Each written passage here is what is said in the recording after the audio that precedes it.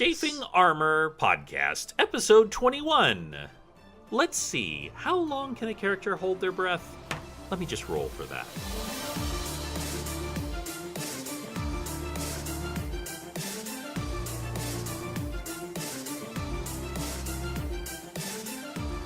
Welcome back to the Chafing Armor Podcast. I'm your host and excellent at Quidditch Dungeon Master Michael Corley, and with me tonight is Dare. Dare, tell everyone who you are playing. Tonight I am playing Talon, the young male assassin drow. Woohoo! And Izzy. Izzy is with me. Tell me, what is your character you're playing tonight? I am playing Brindle, the cleric in training drow, who is the most goth individual you've ever seen. And you better believe she has seen hair. Oh my goodness, does she ever have seen hair? I can't wait to see, for the listeners, to see your drawings of Brindle. They are amazing. When we last left on this side quest, the two drow were trying to settle into their life in the Wood Elf village, and they were beginning to make their way in the world, and that's when it was attacked. A strange yellow mist came out of the ground, making the Wood Elf sick. However, the drow were mysteriously unaffected. Following them, they managed to find a treant who pointed them in the right direction. They had a mysterious encounter with a white-clad individual who gave them both gifts. And now they are in pitched combat with three kobolds who have equal footing on them and outnumber them. And that's when the ground itself opened up and something is crawling out of the ground. It is a creature. It is made of stone, and it looks up at both of you, and its eyes glimmer like emeralds. And in fact, you think they are emeralds. And it looks at both of you and makes a little tiny wave. And it says in perfect drow, "Greetings. My name is," and it emits a series of crackles and just sounds of two rocks being slowly ground together. It's actually really hard to hear.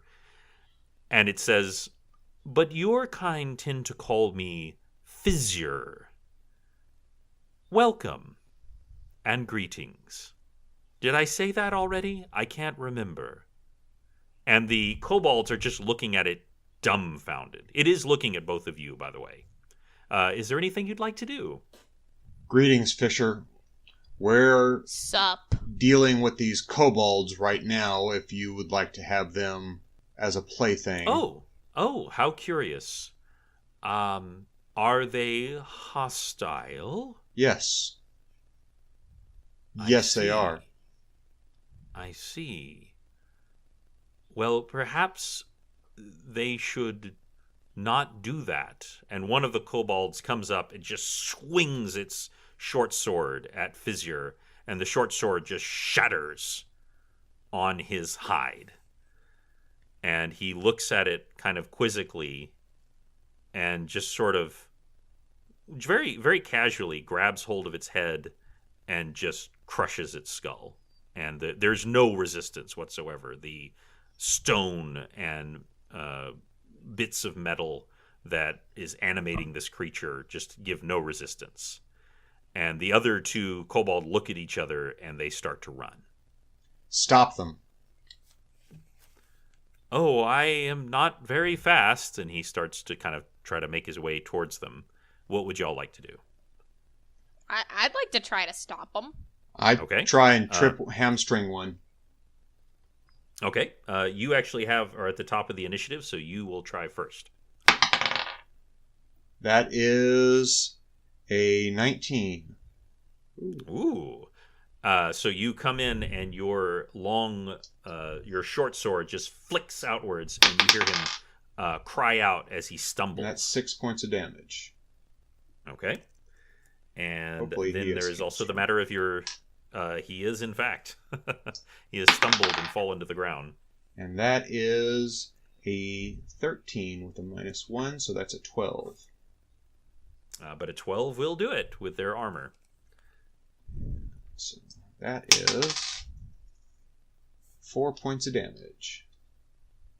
Okay. He is not doing well. He's on the ground, his leg is bleeding, and you've also stabbed him in the side, but he's not quite dead. But there is still one more, and Brindle, it is your turn. I'm just going to try to run at it and hurt it with my mace. That is a good thing to do with it. Should I just do an attack roll, or should I do a special roll for running? No, you can do an attack roll. Boom shakalaka, that's a natural 20. Oh, nice. Double damage.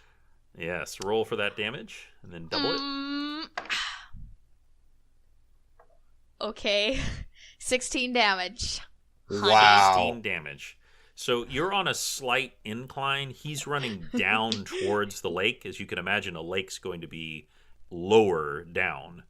And so you actually take a couple of steps and you just leap into the air and come down and just bring your mace down. Not actually on his head, on his back. And you actually hear his spine crack. And he falls to the ground. Well, he's actually dying, but soon to be dead. And then the fissure is coming up slowly behind you, and he just sort of steps on the one that you were chasing, Talon, and he goes, is that sufficient? Hey, can I make a check to see if I know what fissure is? Yes. That's an 8. I don't know what modifier I would add to that, but I don't think it's gonna do it. Yeah, it's not very high. You know that it's inhuman, but you actually do not know what kind of creature this is exactly. What does he look like?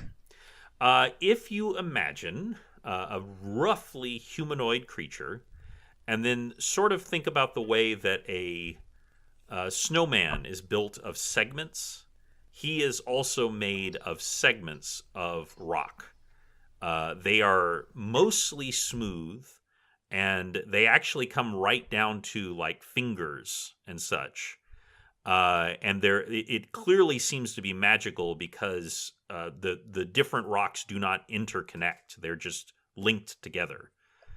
So if you imagine a snowman just moving about, but his different rolling, different ball-like parts are not coming apart. That is what he looks like. What a friend. Yes. His eyes are absolutely made of emeralds, and they glint in the night. And you do actually catch other little bits of metal just kind of shot throughout his body. But most of him is some kind of stone or, rock. Thank you, Fisher. We are trying to rescue some people, and these things would have interfered. You are so welcome, and I appreciate you being so civil to me. I am actually here on a rescue mission as well. Perhaps we can help one another. That would be excellent. I come from what I believe you would call the plane of Earth. Have you heard of it? Yes. And Sort you most of. certainly have. You both have a vague understanding of the plane of Earth, mainly because in the Underdark, sometimes creatures from the plane of Earth come through there. Through various machinations of the spellcasters of the Underdark, and also because it's Earth. So you have some familiarity that this is a place, and this is a place where they come from. You just know you generally don't want to mess with them. But you also know that they generally don't want to mess with you. They're usually not aggressive. They usually are just interested in their own pursuits, or occasionally looking for various things to eat. But the last thing that they're interested in is usually something, squishy. And he says, one of the creatures from my plane has been kidnapped. And this is a highly unusual occurrence. And I have been sent to bring her back. Well, unfortunately, Well, I mean, my intelligence is not high enough to put any long plans together or long string of questions, but I'm wise enough to know that we could definitely use the help of some sort of earth elemental. He does seem like something you would probably want to have. You turn your attention back, and you see that most of the figures near the lake are now gone. Both of y'all have elven eyes, which are just crazy good. But most of the figures near the lake have now vanished. There are still a few. I believe we should start heading towards the lake. The last place we saw those that had kidnapped our friends were over in that direction, and I point and start heading in that way. Excellent. And he begins walking. By the way, he's not super quiet because he's a giant pile of rocks. But he's also not like, crazy loud. But you don't think that any great stealth rolls are going to be successful while he's in motion. On the other hand, when he stops, he doesn't breathe, so he's pretty quiet. But you make your way downwards. You can still see just a couple of figures, and what you see is one of the gnolls, and it is reaching into a cart, just a regular cart like the kind you might bring things to market with, and he's pulling out a huge, just melted lump of gold. And he's stumbling. It's really hard for him to hold it. He's not a very big guy. And he's stumbling into the lake, and he literally just walks into the lake. And then you just see him after a few steps just go, boom, and he's gone. interesting. I believe we have found our entrance. Oh, excellent. I think that there should not be a problem with me getting down there. Well, I'm assuming the magic lump that they pulled out of that cart probably helps them get in. So we will do exactly what they did. Ah, that is very reasonable.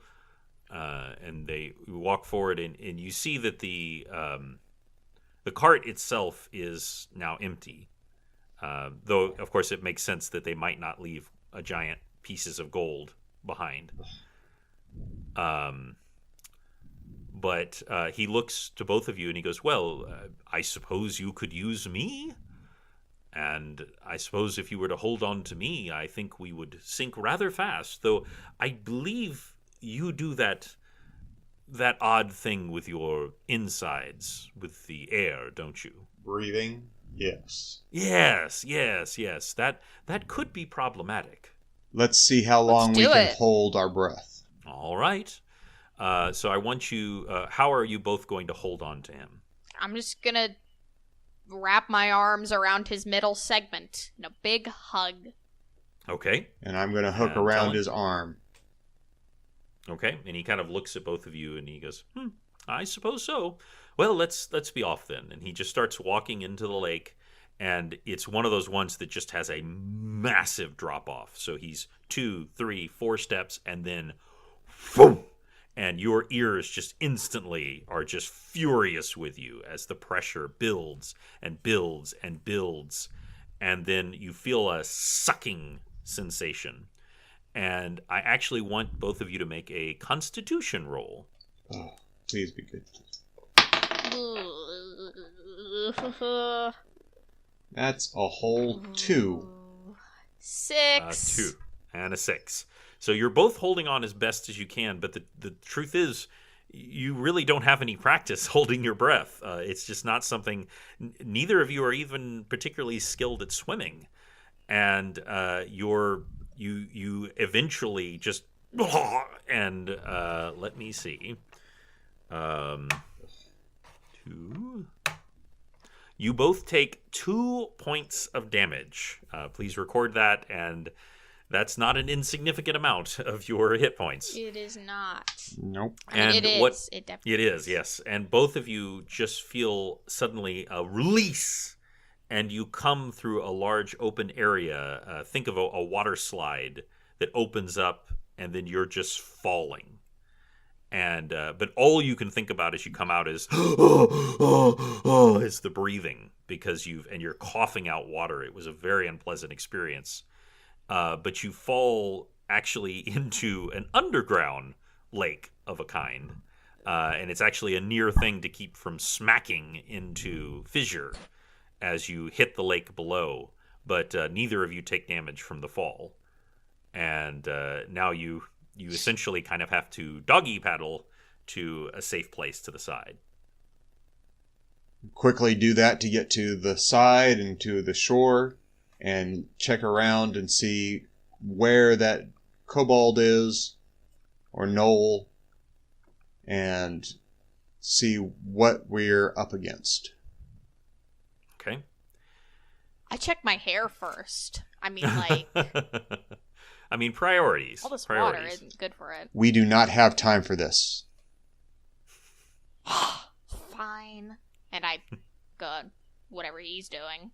Nerdy things.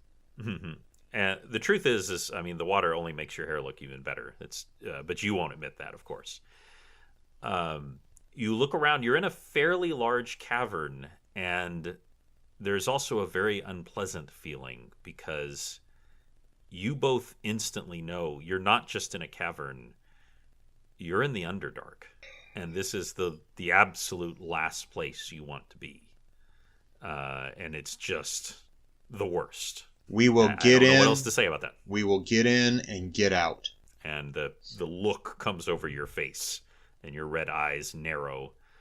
And you look around, and actually you don't see anyone, including you don't see Fissure. He's not. You don't see him.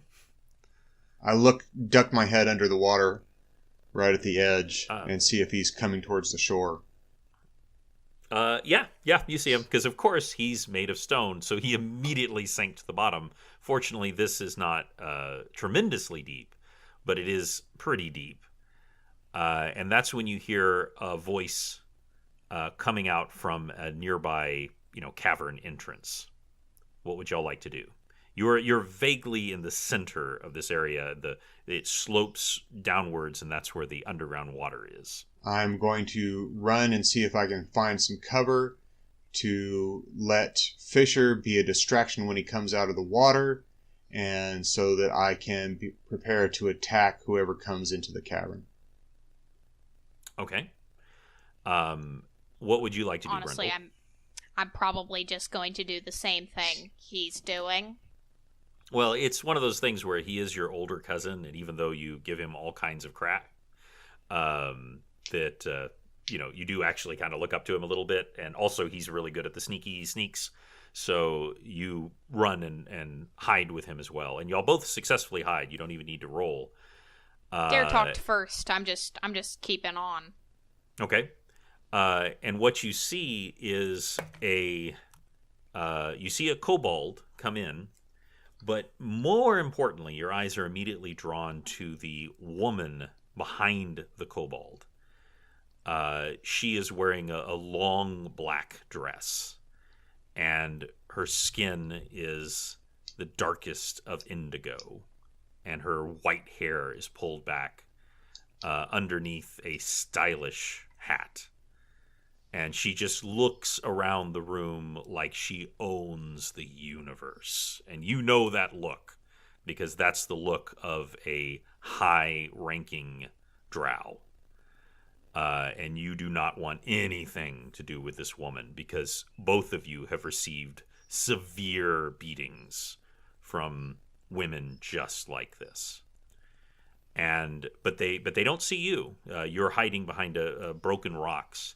And after a few seconds, the kobold who comes in is there to pick up a piece of gold, and she seems to be surveying. And that's when Fissure walks out, and he kind of looks around. You don't know if he sees you or not, but he looks at them and he says, "Oh, Hello. I am looking for a lost and he stops because she raises her hand and she makes a gesture. And you see his emerald eyes glow a baleful blue. And he just stops talking. And you feel like every ounce of him trying to resist. But she gestures forward and he begins to, like, very robotically follow her. And they both, all three of them, make their way down the corridor. I motioned for Brindle to come over to me and motion her to be quiet. And I give him a stink eye, but I stay quiet. We start making our way down the hall to trail this woman and hopefully find out where the slave pens are and where they've taken our family and friends. Okay. You do not find it hard to follow them, and I rolled the stealth roll because I didn't want you to know if you made that roll or not. But as far as you can tell, you have been quiet. It also is helped by the fact that, like I said, Fissure is really, really loud. And so he's unintentionally covering your tracks. And you make your way into an open area in the Underdark. These were often gathering places of your people, and also sometimes worshiping areas of Lolth. And in fact, you think you see some destroyed remnants of statues of Lolth. And the very idea of that is terrifying to you. I mean, you've heard stories of someone just saying an offhand comment about Lolth and instantly, like, withering and dying. And you know what a terrible goddess she is. So to see, like, statues of her, like, cast down is just unthinkable in your mind. I'm just a little bit happy about it. Yeah, there's a part of you that, like, yeah, great. Because Brindle, you were just beginning your training as a cleric of Lolth.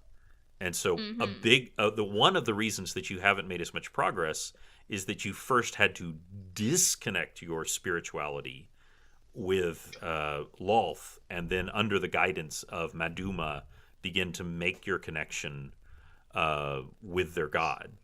But it's been very slow going, and it just hasn't seemed to go super well.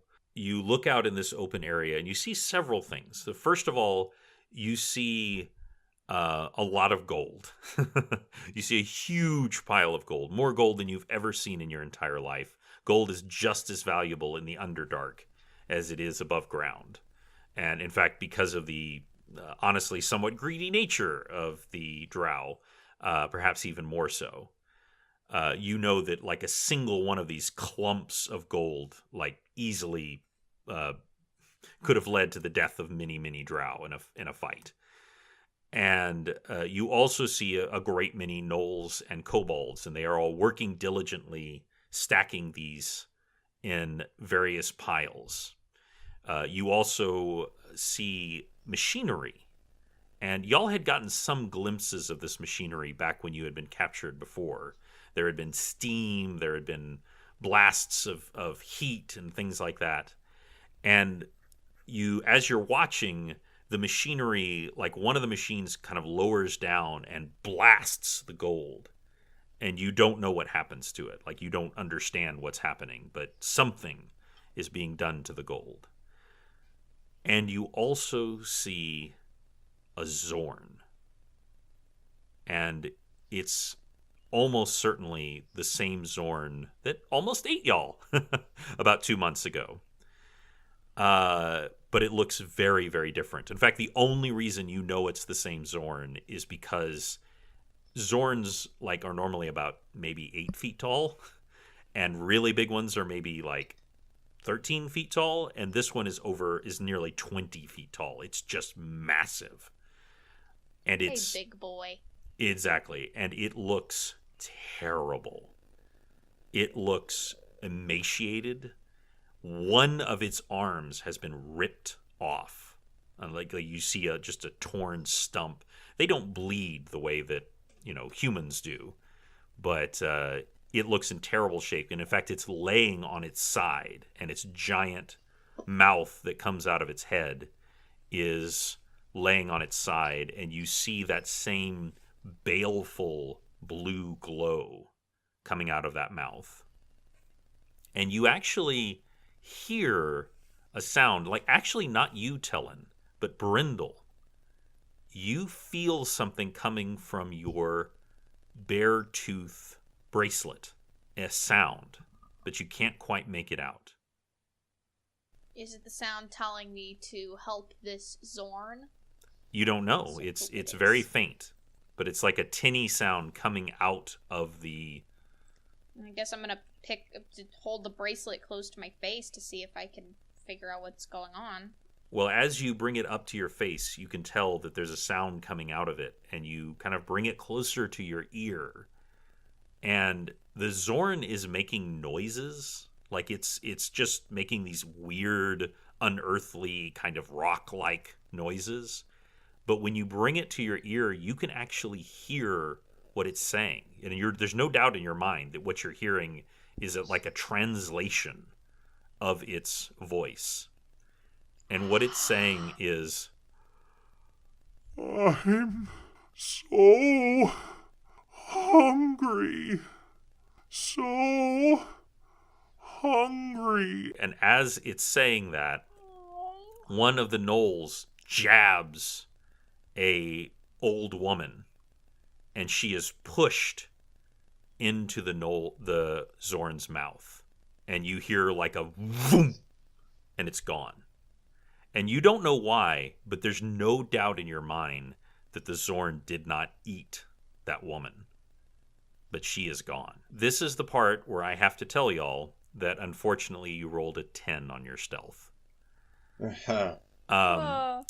And a small cadre of gnolls and kobolds hold out swords to you. And they gesture for you to come forward. You could try to run now, but it is likely that you will be run down if you try to escape from this many at once. How many is there? I would say about 18. I'm only level 0, man. Yeah. It's up to you. I hold up my hands, and I wait for a chance to make a break for it. You keep your eyes open. And they don't even try to disarm you. They just simply are leading you forward. And as if you knew all along, they're leading you forward to the woman. And she turns and looks at both of you. She is a devastatingly beautiful drow woman. Perhaps just a slightly elongated nose, almost like as if so that she can more effectively look down at you over it. And she goes, "Oh, I heard about these missing whelps. You were supposed to be returned to us, and yet you chose the life of exiles. How disappointing." Huh. I just keep eye Not contact with her. as disappointing as your hat. What's that? Not as disappointing as your hat. And the truth is, like, of all the things you could have said to her, that actually had an effect. She is really upset by that. And you see it. You know it. You got through to her. And she is like, and she can't talk for a second. She is so mad. And she goes, "I will have you know you nothing of a little," and she says various words in Drow that are unrepeatable here. That this is the height of fashion in the Elder City. And she adjusts it very carefully, and then she just slaps you across the face, Brindle. And then she turns and goes, "Is this yours?" And she gestures at Fissure, and he is standing. His arms are shaking, and he's unable to move clearly, and his eyes are glowing that same baleful blue as the Zorn's mouth. He will be your end before too long. Oh, she says it, and she really cackles. I mean, she just like a witch's laugh. Just oh, such spirit! I'm going to love beating it out of you, boy. And she says, "Oh, thing," she says to Fissure, "kill them."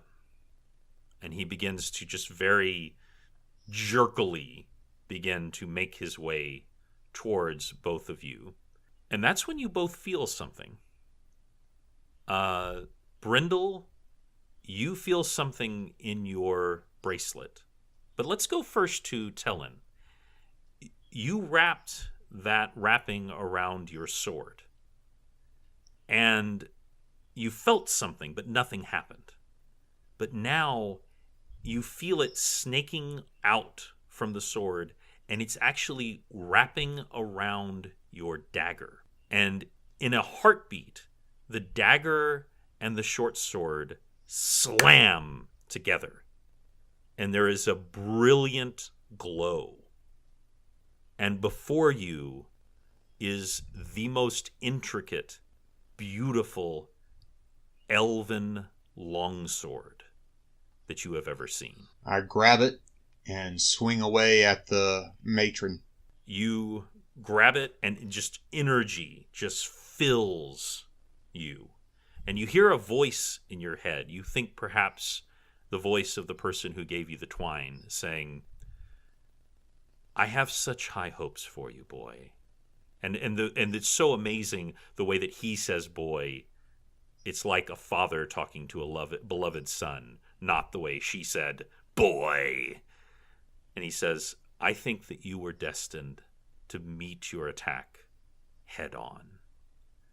And you feel the energy of a god fill you as you step forward. And I would like you to roll to attack. Excellent.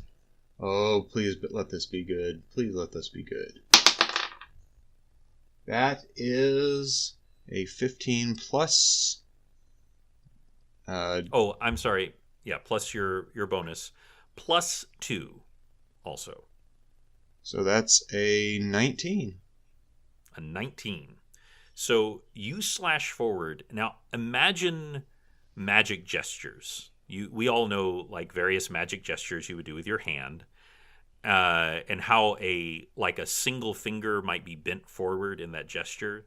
And that's what she's doing to force Fissure to come forward and attack you. And she jerks backward. She's utterly surprised by all of this. And your sword just neatly lops off her middle finger. Oh, nice. And she screams. And I want you to roll 1d8 damage plus 2. She'll never be able to make rude hand gestures again. That is 10 points of damage right there. 10 points of damage. And she screams, and blood is just coursing out from her hand. And Brindle, you actually feel when all of this starts happening, the various kobolds and gnolls close in on you to just finish you off. And that's when you feel the bear claw on your wrist. It bites into your wrist. And there is pain, by the way. And where it just stabs into your wrist, fur sprouts out. And you look at your hand and you see it just changing shape. And as the nearest gnoll is coming towards you, you reach up your hand defensively, and you find that your hand is now a giant, long claw. Just long, dangerous Like just claws. one claw. Well, it's actually it's a paw that's filled with claws. Sweet. And I would like you to roll to attack. Okay. That was the worst roll. Where did my dice even go? That's an 18. An 18, and that's a +2 as well. Sexy. This knoll just disappears as your claw comes down, and he falls in pieces to the ground. And as your hand hits the ground, it spreads to the rest of your body. And Tellen, you look over to see a massive white albino bear just rise up from where Brindle was. And you I'm hear a furry. You hear a voice. You hear a voice in your head that you think is the same from before, and it says, "My pet took a liking to you. You know, I don't think that you have a future as a cleric. But have you considered a life of a druid?" And you let forth a roar, and all of the gnolls and kobolds take a half step back. And as her finger goes flying to the ground, you instantly see Fizzier's eyes turn back to Emerald, and he staggers backwards away from both of you. But more importantly, the mouth of the Zorn goes from paleful blue to its real color. And the Zorn looks left, looks right, and just starts smashing into the gnolls and kobolds. And I need everybody to roll for initiative. There'll be no living with Brindle now. Badass. That was a pretty crappy roll, but I'm gonna... Well, no, it was a good roll. I got a 19. I'm just bad at rolling. 19. And what did you roll, Tellen? I rolled a whole 6. Okay, well, you're still recovering, but you got a great shot in, so it's okay. And there are 2 kobolds coming towards you, Brindle. What would you like to do? Tell me what Bear Brindle would do. Can I try to take a big furry swipe at both of them? Like, are they close enough? Yes.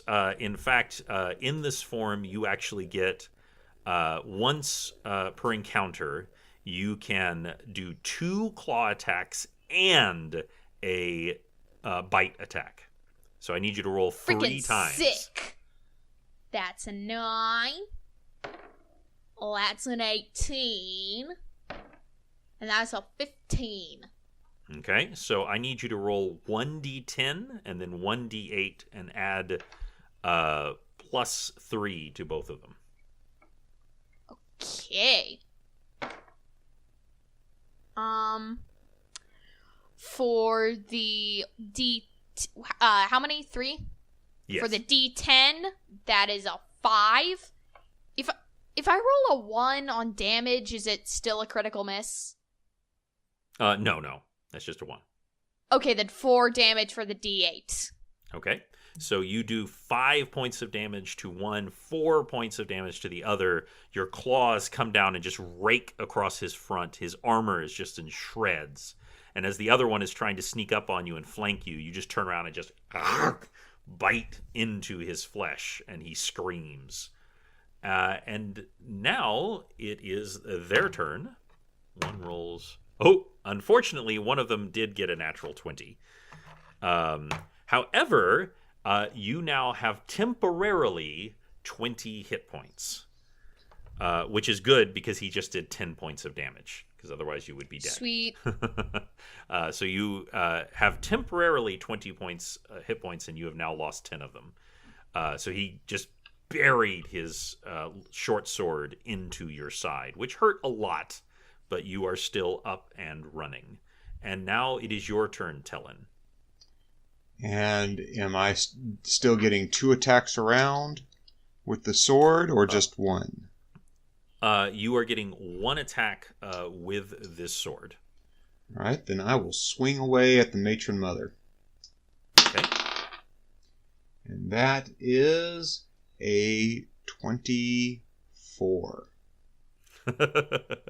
And roll for damage if you would. 1d8 plus 2. And only 3 points of damage. Okay, and you slash at her, cutting her perfect face, and she screams. She holds her hand out to you, and an eldritch blast flies at you, and I need you to make a dexterity saving throw. All right. Be kind, be kind. And that is a 15. 15. That is enough. You dodge out of the way. You sense the energy that came from the amulet that Tix gave you, as well as this newfound energy that is coursing through your body. You feel, in fact, even though you couldn't have put a word on it before, a protection against evil.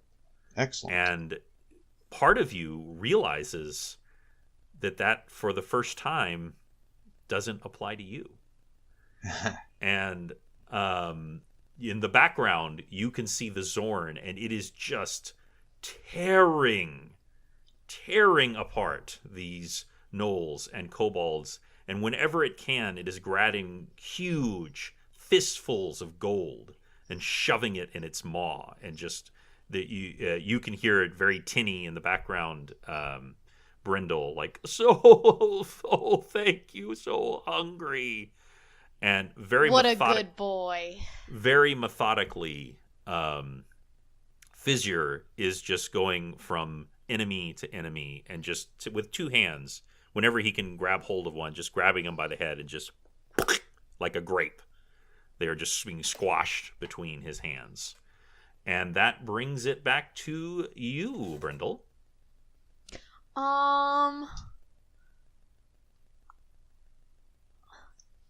Just because it's more fun, I wanna fight this disappointing hat matron mother lady. Okay, you turn away from the. Well, I should tell you. Oh, are they not dead? Well, no, the two are not dead. However, you sense a spell that is inside you that you could use to attack her. You Sweet. don't even. I'll do that. Okay.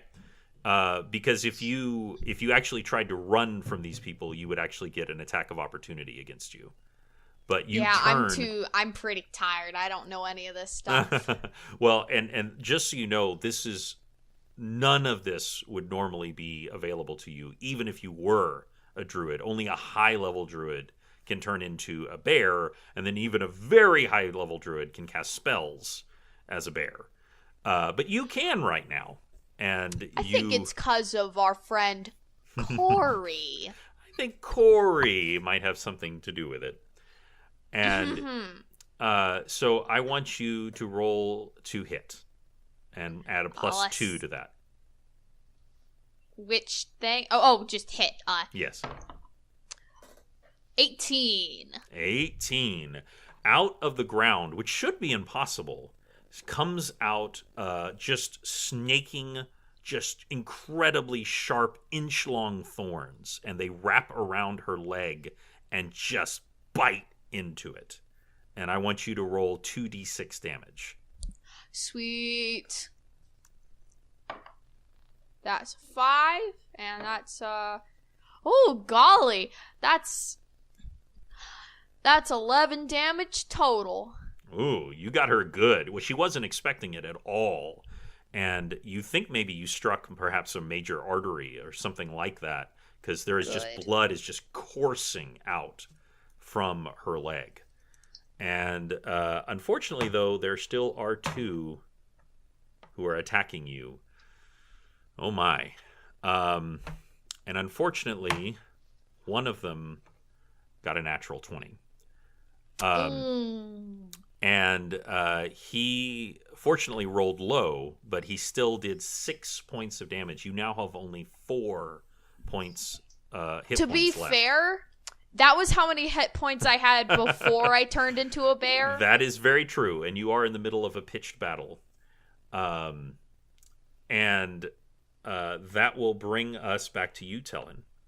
And so I'm going to swing away, and as I swing away, tell the matron mother, I'm coming for your hat.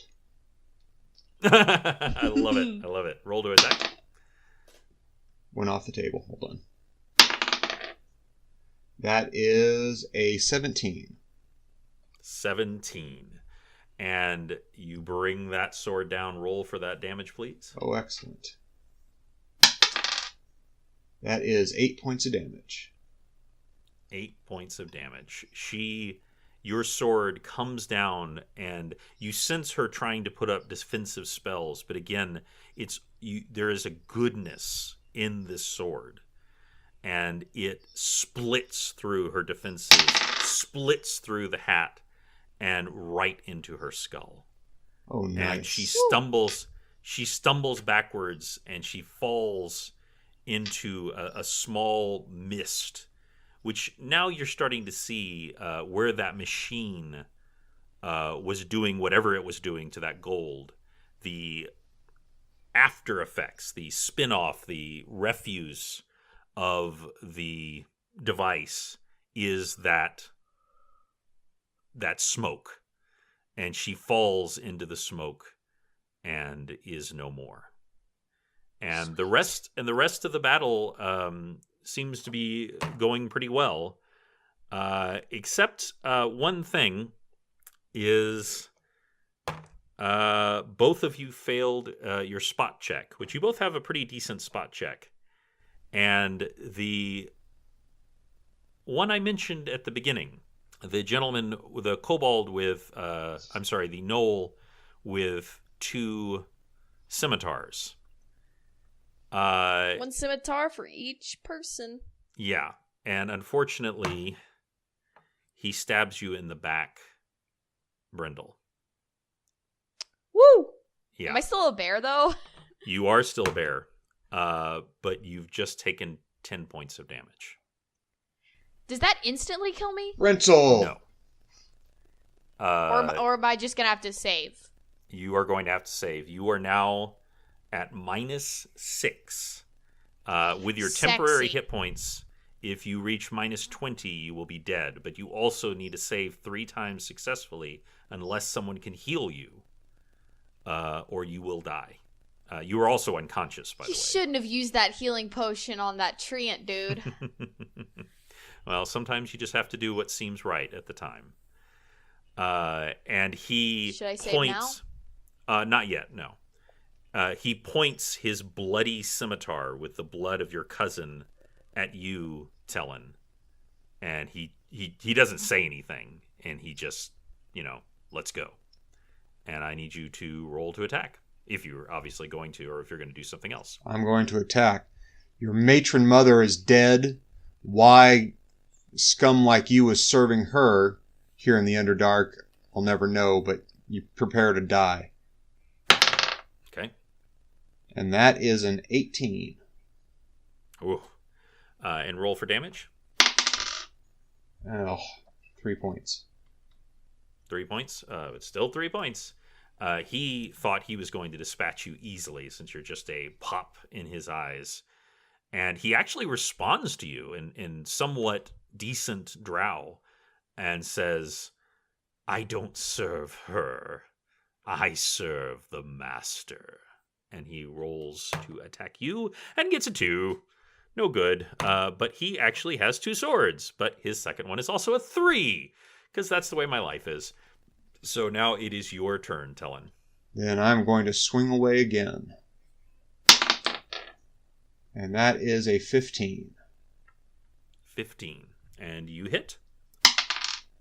And that time it is 10 points of damage. 10 points of damage. You bring your sword forward and you impale him. It goes right through his partial plate armor, which was actually not very good armor. And you bring it forward right through him, and you think that it's something to do with its dislike of evil, that it just eats right through him, and he is dead, and he falls to the ground at your feet. But your cousin is also bleeding and dying. Is the other one still up and around, or is it just... All the other ones have been dispatched by either you or her or the, Then I will rush over to Brindle and see if I can staunch the flow of blood and call out to Corey to come help. I know he's watching. He needs to come help. And you hear a voice that says, I do help those who help themselves. And for the first time, as a level 1 paladin, you lay on hands. Excellent. And you heal her. And there's a bright glow in the cavern as the energy flows through you, and her wounds are healed. And as she heals, she also resumes her human or elven shape, and she is completely healed. Both of you, by the Excellent. way, these powers that you're exhibiting are extraordinary, and you suspect you will not have them to the fullest extent that you have them right now. But you've gotten a bit of a supercharge temporarily, perhaps because your patron god took a direct look on y'all. Brindle, is there anything you'd like to say? That was pretty punk. That was pretty punk, indeed. And Fissure comes forward and he says, I will be taking... and he says the Zorn's name, but you can't make it out because it's from the plane of Earth, home. But would you care for a exit from this place?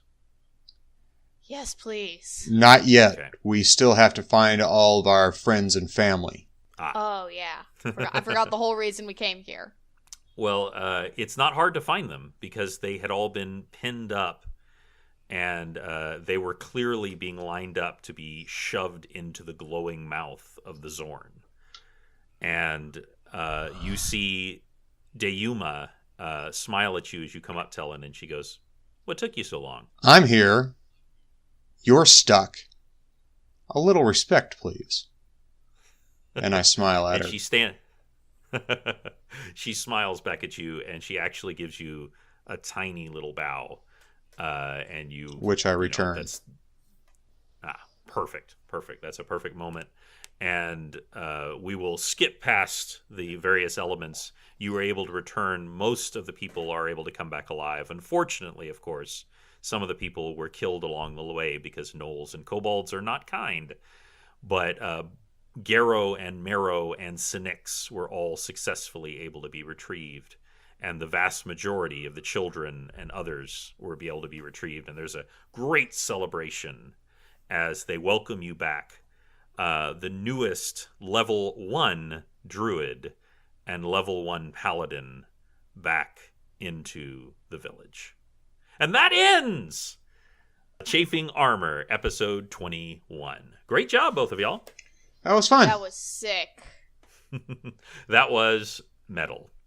Or no, punk. Which So one is it? Sorry. A lawful I good said drow punk, like paladin. twice. There you go. It's you probably are going to have to work really hard to keep that lawful good, but you think that perhaps you can with a little help. With a little bit of help. And, Now, who is the definitely- patron god? Is it just Corey, or what's the actual name? It's Corellon Lorethian. Yes, Corellon is who. You're right, and I didn't even write down his second name, but Izzy did a great job of saying it. I go through the player's handbook because I have nothing else to do.